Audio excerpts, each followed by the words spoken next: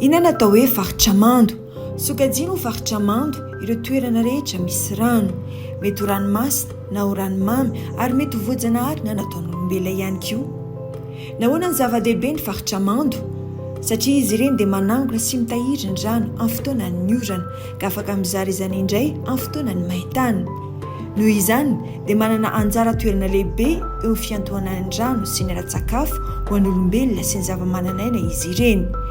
Toeram-ponena zava-manan'aina maro isan-karazany ihany koa ny faritra mando ary maro amin'izy ireo no tsy misy afa-tsy eto amintsika. Mampidi-bola ihany koa izy ireo noho ireo karazany zava-boahary azo trandrahana ao aminy. Maro amin'ireo faritra mando eto amintsika ireo aza no efa lasa toeram-pizahan-tany izay mampiroborobo ny toe-karentsika. Mbola afaka miantoka ireo tombontsoa ireo ve ny faritra mando eto amintsika ankehitriny? Misedra tsindry sy fahasimbana samihafa izy ireny eto amintsika.